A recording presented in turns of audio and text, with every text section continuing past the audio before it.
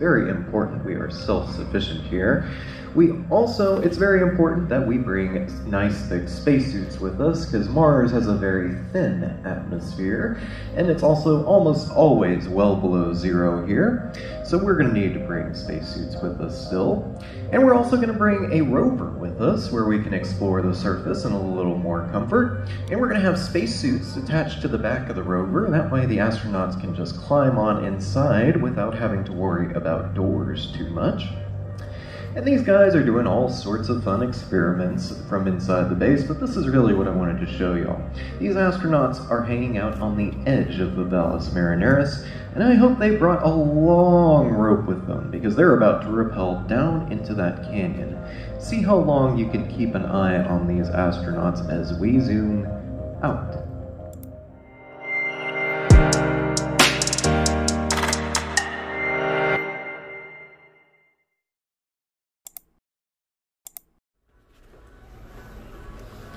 Bây giờ thì mình sẽ đi vào phòng chiếu phim trên vũ trụ. Thì Hữu Thiện sẽ quay lại cho cả nhà mình xem nha. Này, rất là huyền bí luôn. Đường đi vào. Đó. Đường đi vào bên trong. Thấy cái phòng chiếu phim vũ trụ không? Đó. Nhìn thấy là như cái vũ trụ ấy.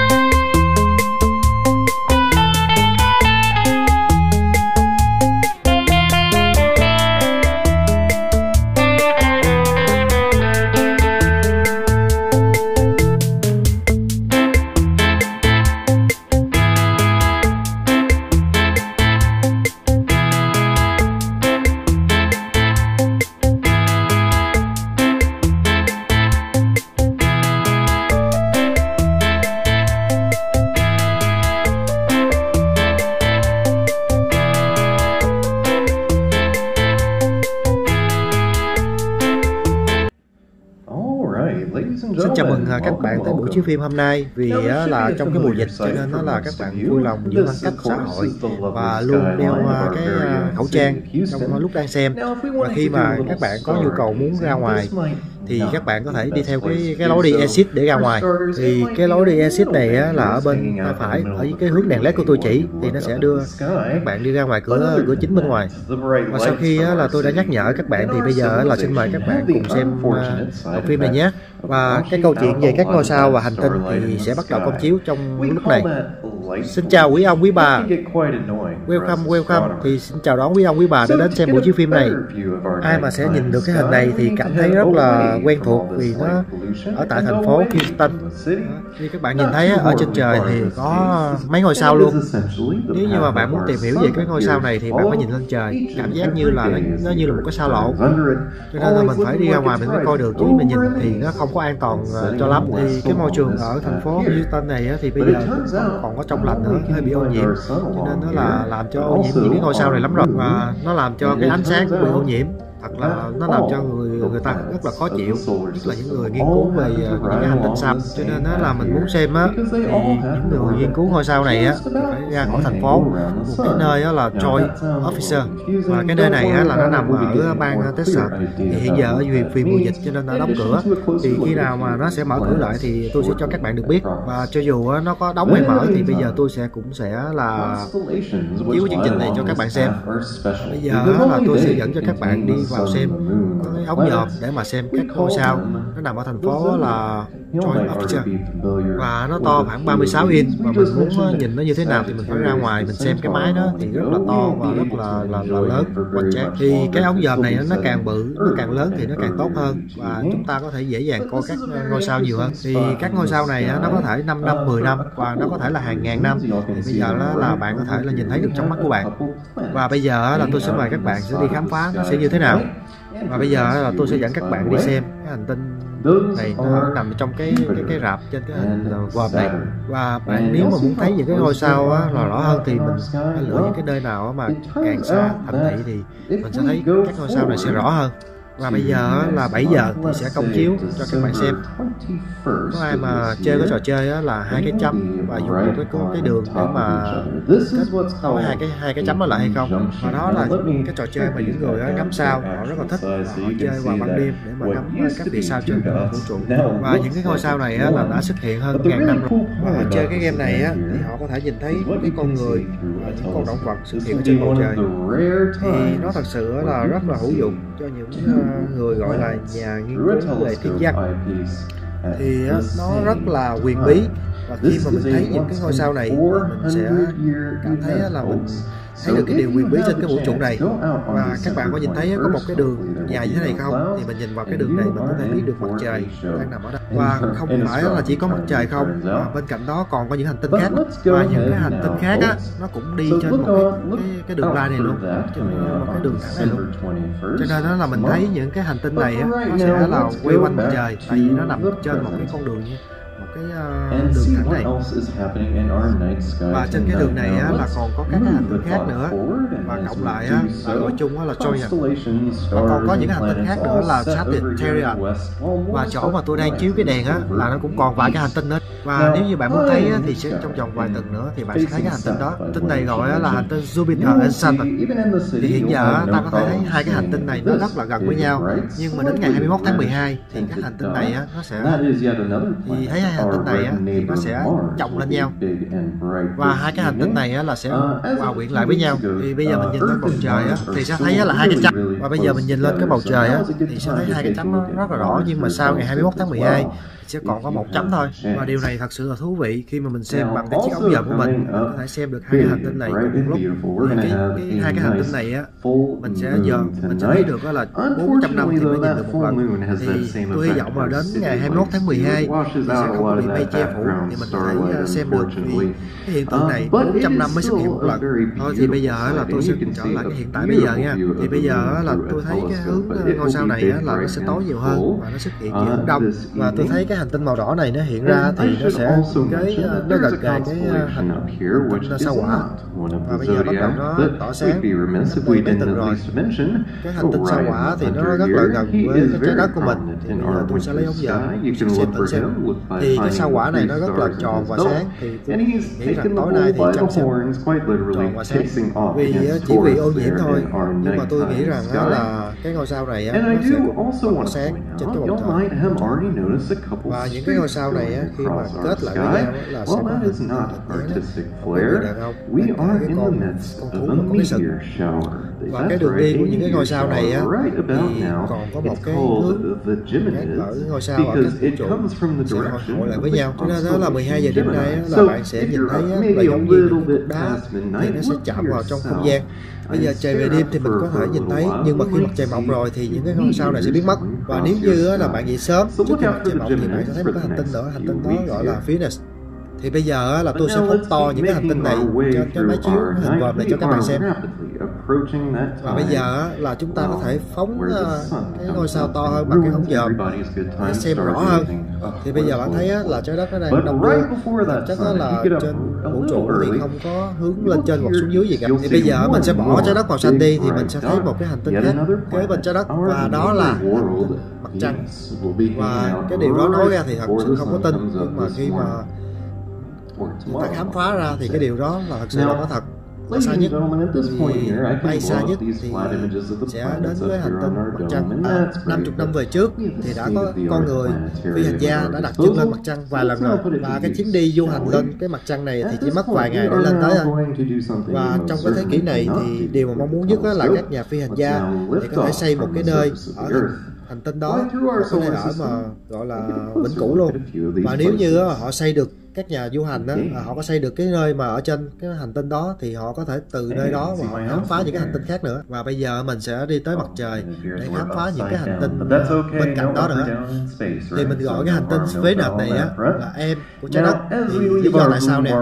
Vì cái phế nệt này, cái hành tinh này nó cũng to giống như là hành tinh trái đất mình vậy, và nó có cái sức hút tương đương gần như ở trái đất. Nhưng mà cái khí hậu thì không có giống cho lắm, vì cái nhiệt độ thì rất là nóng, nó hơn tới 900 độ C và nó giống như là dung nhan của núi lửa tuôn trào. Thì mình cảm thấy rất là hiếu kỳ lắm. Thì bây giờ mình sẽ đến hành tinh Venus để học hỏi và tìm hiểu về cái hành tinh này. Thì trong đây có ai đem những cái kẹo mềm không? Thì bây giờ mình đã thấy một cái núi lửa rất là khổng lồ để cho bạn có thể nướng cái cây kẹo đó. Và cái dung nhan của núi lửa này thì không phải là nước đâu nha, nhưng mà nó là dung nhan rất là nóng và nó có thể là đốt cháy sắt tích tắc vài giây thôi. Và năm 1980 thì người Nga họ đã làm một cái thí nghiệm rất là hay để chịu sức nóng, nhưng mà cũng không có chịu nổi cái sức nóng của cái dung nhan núi lửa này. Thì trong vòng 1 tiếng đồng hồ thôi cũng bị tan chảy, vì nó có chất là carbon dioxide cho nên nó dễ cháy. Thì cái hành tinh này là luôn bị mặt trời chiếu vào, cho nên nó bị áp suất, cho nên nó là lúc nào cũng tuôn chảy giống như đang nung nấu vậy. Cho nên cái chỗ mà dung nhan núi lửa tuôn trào này thì không có thể nào mình nghĩ nó là mình để nghỉ dưỡng được đâu. Thì cái chỗ này là nóng quá, nếu như mà ai mà có ý tưởng tốt thì có thể là làm một cái khinh khí cầu bay trên trời. Vì cái sức nóng của nó rất là cao thì nó có thể sẽ nâng lên. Những điều đặc biệt là ở trên cái lớp mây thì chỉ có 80 thôi, nhưng mà ở dưới là lại là 900. Tại vì là nó có khí phát phiên, và bây giờ là tôi sẽ không có làm cho bạn cảm thấy buồn chán. Cái khí này là khí gọi là khí phosphate, thì ở trên trái đất mình nó cũng xuất hiện trong một số con côn trùng rất là nhỏ luôn, gọi là khí phosphate. Và trên cái hành tinh này thì có những cái con côn trùng nhỏ này thì nó có thể bám trên mây, thì mình nghĩ rằng là trên cái hành tinh này là nó có sức sống. Thì chưa có gì có thể chứng minh được, nhưng mà mình nghĩ là có sức sống trên cái hành tinh Venus.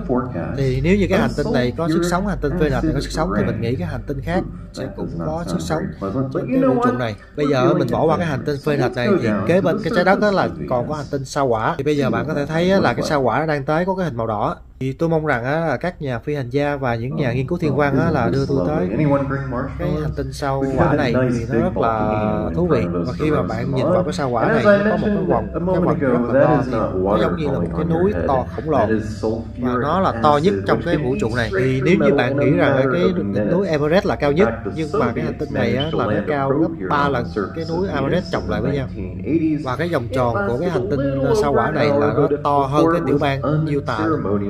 Thì nếu như mình leo núi thì mình leo lên cái núi ở trên sao Hỏa này thì dễ leo hơn, vì cái chân núi nó to lớn và mình dễ leo hơn, và nó không có bị sức hút của trái đất. Và nếu như mà đem so sánh thì có cái lượng vực thẳm nó rất là to lớn như là cái nước Mỹ luôn. Và bây giờ mình xem thử coi cái hành tinh sao Hỏa này còn gì nữa. Và nếu như mình muốn sống trên cái hành tinh sao Hỏa này thì mình phải xây làm một cái ngôi nhà kinh, và mình để trồng cây vào trong đó. Và để mà đem cái cây từ trái đất tới sao Hỏa thì rất là xa, và mình muốn đến đó thì phải mặc một cái bộ đồ để bảo vệ ta, vì cái áp suất nó rất là lớn. Đó là cái người mà đi ngoài hành tinh là phải lúc nào phải mặc cái bộ đồ bảo hộ. Ở sao Hỏa thì ở dưới 0 độ, và cũng phải là mình phải đem theo cái con robot để cho nó đi thám hiểm cho mình trước. Và bây giờ là như các bạn nhìn thấy các nhà thám hiểm họ buộc cọng dây và họ thả xuống xem cái độ sâu của vực thẳm này sẽ đi tới đâu. Và cho dù là càng xuống và càng xuống hơn nữa thì cũng không có thấm thía vào đâu, vì vực thẳm này quá sâu và quá sắc. Và bây giờ là chúng ta đã khám phá xong cái hành tinh sao Hỏa này rồi, và bây giờ là ta lại tiếp tục đi khám phá một cái hành tinh này cũng rất là to bự. Và cái hành tinh này nó cũng sẽ rất là bự, ngang ngửa với hành tinh mặt trời. Và cái hành tinh này nó có tên là Jupiter. Thì cái hành tinh này thật sự là không có bình thường, thì không có sự sống đâu. Cái hành tinh này thì nó chỉ là như là một cái cấu tạo thôi. Và cái hành tinh này nhìn như những cái vòng màu tròn thì nó không có cấu tạo gì cả, thực chất nó là được kết cấu bằng ga thôi. Thì như bạn thấy là có một cái vòng màu tròn ở bên trên. Thì cái hành tinh này thì nó sẽ sấy vào những cái bụi, nó sẽ đi theo một cái vòng tròn và nó đi là mấy trăm năm nay rồi. Và nếu như bạn có thể tưởng tượng cái hành tinh Jupiter này bự cỡ nào thì 4 cái hành tinh trái đất gộp lại không có bằng nó nữa. Và cái hành tinh Jupiter này là rất là đặc biệt vì nó có 70 cái mặt trăng quay xung quanh đó, và nó giống như là một cái vũ trụ riêng của nó. Và bây giờ mình không có thời gian để mình xem hết những cái hành tinh này, thì mình sẽ lấy một cái hành tinh mặt trăng để cho các bạn xem. Đó là hành tinh đá, thì ở mặt ngoài đó là đóng băng hết, gọi là hành tinh Jupiter. Thì mặt ngoài đó là mình tạm gọi nôm na là mặt trăng của Jupiter. Thì tại vì sao ở nơi này nó lại là có nước, vì nó ở là xa mặt trời nữa, nhưng mà nó lại động nước là ở bên dưới.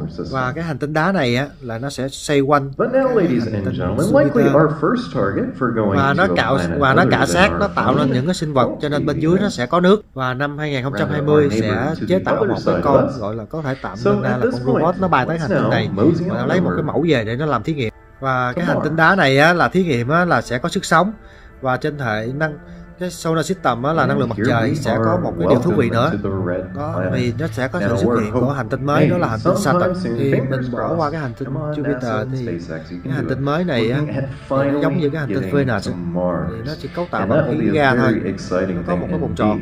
Thì cái hành tinh Saturn này á, thì nó giống như là Jupiter vậy á, thì nó có tới là 80 mặt trăng, trong khi đó Jupiter chỉ có 70 thôi. Và cái hành tinh này á thì cũng rất là thú vị, thì nó chỉ có 25 mai thôi, nhỏ lắm. Thì cái đường kính ngôi sao này chỉ có 25 mai, thì đường kính này rất là nhỏ, giống như một cái vòng để giữ cho cái ngôi sao này vậy á. Ví như cái ngôi sao này á, cái Saturn này á, thì giống như một cái vòng tròn và có một cái đường kính bao xung quanh đó, thì như là cái người bảo vệ cho cái Saturn này. Thì cái Saturn này á là có cái ngôi sao rất là đẹp, thì hy vọng rằng á là nó sẽ giữ khoảng bao nhiêu triệu năm nữa. Thì bây giờ mình sẽ thấy cái đường mà 12 cái ngôi sao này nó trên vũ trụ thì làm sao nó có thể kết hợp được với nhau. Thì bây giờ mình sẽ theo dõi xem cái hành tinh này nó sẽ ra sao trong cái vũ trụ này. Và cái hành tinh tiếp theo á là hành tinh Mercury, thì nó sẽ quay quanh mặt trời. Thì cái hành tinh Mercury này á, nó chỉ mất 88 ngày để nó quay quanh cái mặt trời. Thì cái hành tinh Mercury này một bên nó quay nó đối diện với mặt trời thì nó nóng tới 1000 độ, và bên còn lại thì nó sẽ 0 độ luôn. Cho nên cái thời tiết trên cái hành tinh Mercury này á thì rất là thất thường lắm. Mà mình tưởng tượng mình lên đây mình ngủ và không có cái mền thì nó sẽ lạnh lẽo lắm. Và cái áp suất của nó giống như cái hành tinh mặt trăng, nó là không có áp suất. Và cái trái đất là cái hành tinh thứ 3 xa cái mặt trời, thì nó không có lạnh và cũng không có nóng. Đó là một cái chỗ rất là tuyệt vời, đó là một chỗ tuyệt vời để mà chúng ta sống. Thì sau này khi mà mình có dịp đến hành tinh sao Hỏa thì mình phải đem theo một cái áo giống như của nhà du hành vũ trụ, vì nó rất là lạnh, vì nhiệt độ lúc nào nó cũng ở dưới 0 độ. Thì mong rằng là sẽ sớm có cơ hội để đi đến sao Hỏa. Và ở trên không đó mình thấy có những hòn đá là nó xuất hiện có triệu năm, thì nó sẽ có những cái vòng tròn bao xung quanh luôn, và nó ở gần cái hành tinh.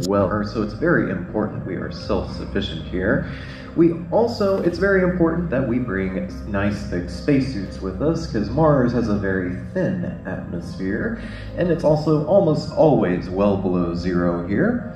So we're going to need to bring spacesuits with us still. And we're also going to bring a rover with us where we can explore the surface in a little more comfort. And we're going to have spacesuits attached to the back of the rover. That way the astronauts can just climb on inside without having to worry about doors too much. And these guys are doing all sorts of fun experiments from inside the base, but this is really what I wanted to show y'all. These astronauts are hanging out on the edge of the Valles Marineris, and I hope they brought a long rope with them because they're about to rappel down into that canyon. See how long you can keep an eye on these astronauts as we zoom out. And out. And out. And I lost them. Okay, and hopefully this gives us a little bit of a sense of scale for just how enormous this gigantic canyon would be. That would certainly be a very interesting adventure for you hikers out there. But at this point, ladies and gentlemen, we are done with the rocky inner planets of our solar system, and we are now going to head on out to the gas giants. The first of which happens to be the most massive object in our solar system, second to the sun, of course, only to the sun. In fact, it's more massive than all the planets put together. The Big Kahuna, welcome to Jupiter. Now, we can't land here if we wanted to, for the simple reason that, well, there's no land. This is a gas giant, and we just sink deeper and deeper beneath its clouds. Now, Jupiter here also has its very own set of rings, like all the gas giants, although they're really rather thin, not nearly as brilliant or bright as its neighbor Saturn's, but they're still there nonetheless. And Jupiter also has one very striking feature on its surface, if you can call all this gas a surface. This is the Great Red Spot, a gigantic storm, a hurricane, if you will, that's been raging on this world for hundreds of years now, because with no solid land to slow this storm down, it can just keep going and going and going. And if you want to get a sense of scale for just how large Jupiter is, well, you can fit 4 Earths inside just the Great Red Spot here and still have plenty of room to spare. Jupiter is certainly a massive planet indeed, and being that massive, Jupiter has also acquired a very impressive collection of moons. Over 70 moons orbit around this massive planet. It's almost like a little mini solar system in and of itself. Now, we don't have quite enough time to visit each and every one of these places, but I did want to take a moment to stop off at one of Jupiter's more interesting moons, the icy world of Europa. Now, this ice ball might not seem very interesting at first glance because, well, hey, it's what lies beneath that counts, right?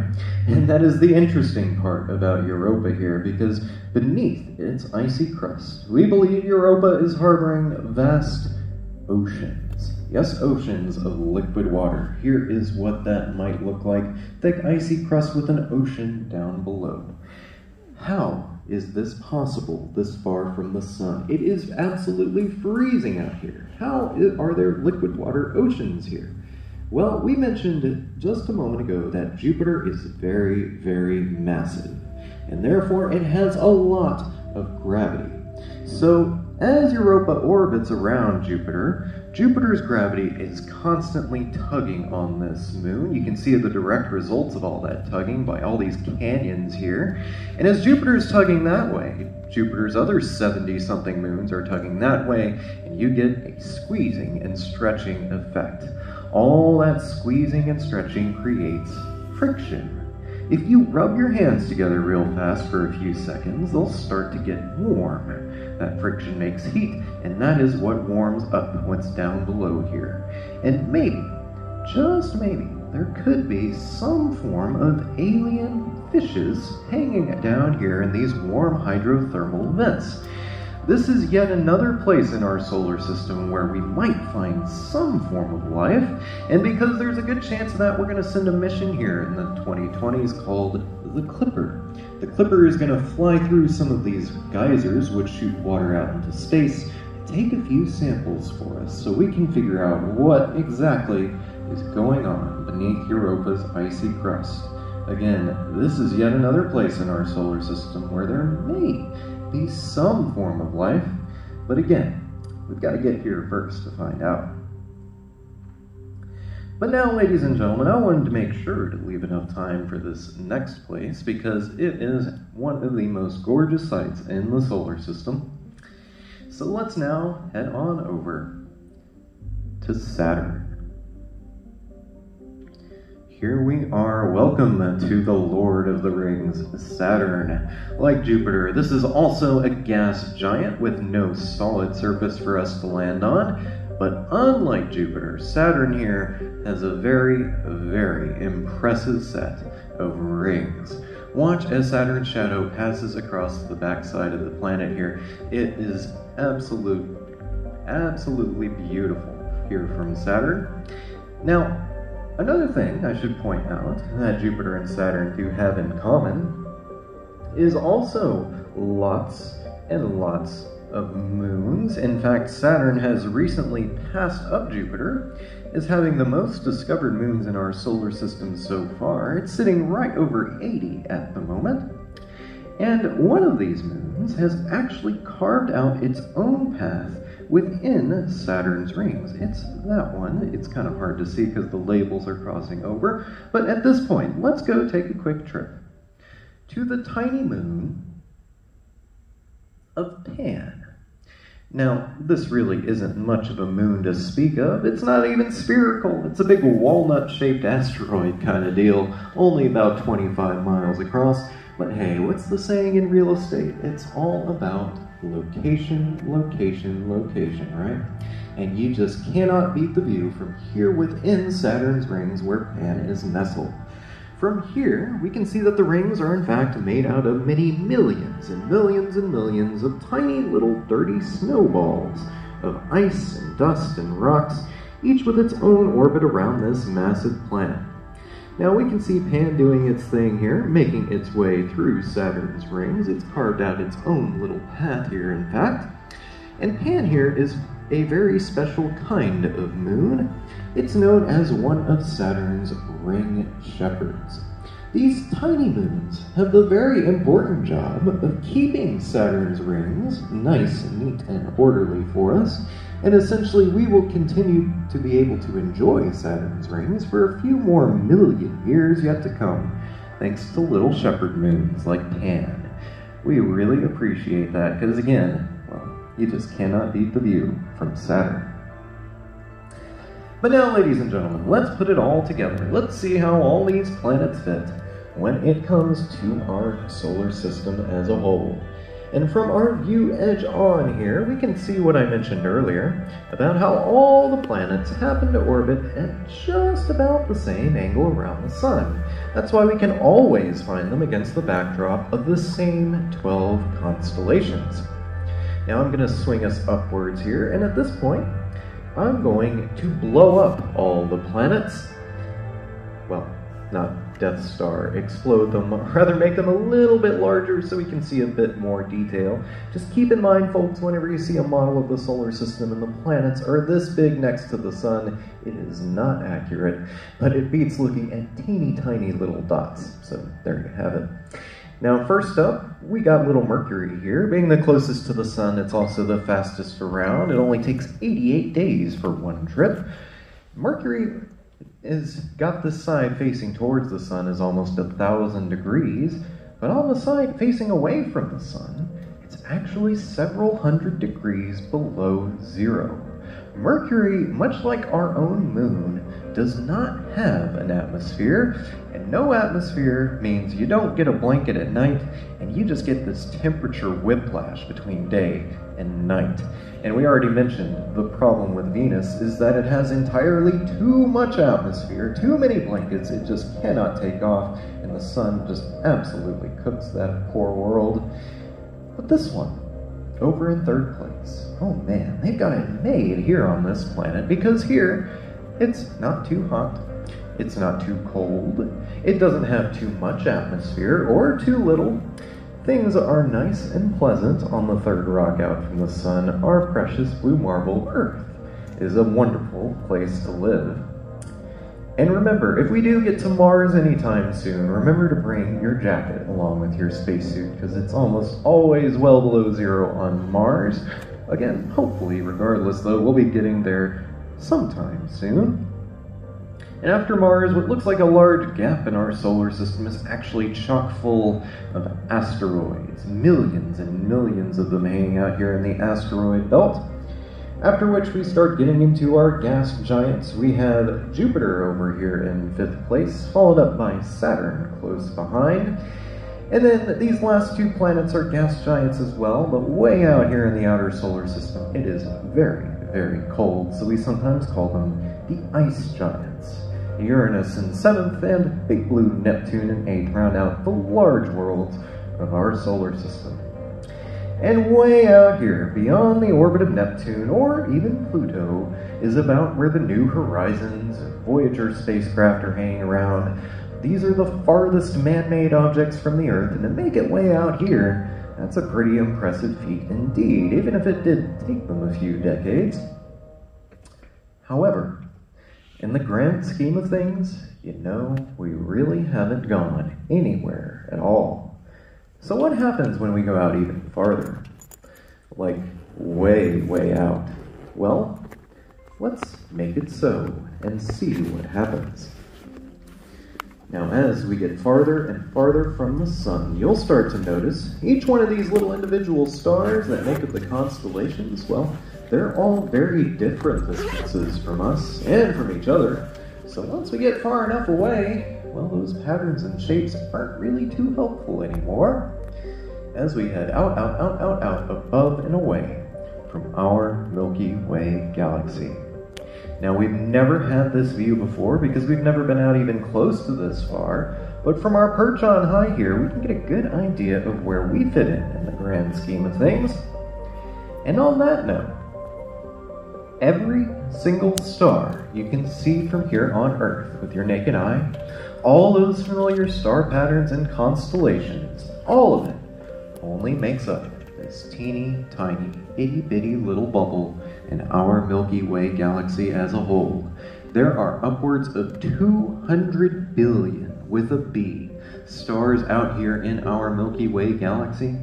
Each one of those stars, maybe, with its own planets and moons, and maybe, just maybe, if just a few of those planets and moons around all these stars, just a few of them, aren't too hot, aren't too cold, don't have too much atmosphere or too little, and maybe even a little liquid water too. Well, folks, let me put it this way. With this many chances, who knows what, or even who, could be waiting for us if we can ever make our way out here to our wider Milky Way galaxy. But in case you still aren't convinced, every single one of these spots you see here isn't a star, but an entire galaxy, just like our own Milky Way, with billions and billions of stars in each and every one. It's a big, wide universe, folks, and there is certainly no shortage of things to see. Now is a great time to be an astronomer, because there is certainly no shortage of things to explore up here in our sky. But now, ladies and gentlemen, let's go ahead and bring it on home, shall we? Let's head on back inside our Milky Way galaxy to our spiral arm of it, where once again the familiar star patterns and constellations come back into shape as we approach our star, the Sun, one among billions, but special to us nonetheless. And the third tiny little wet rock out from that star, our precious blue marble Earth. We've made it home, ladies and gentlemen, and with that, I'd like to say y'all have been fantastic. Thank you all for joining us this afternoon. If y'all would mind using the exit down to your right on your way out, keep an eye on those starry skies, and enjoy the rest of your day here at the Houston Museum of Natural Science.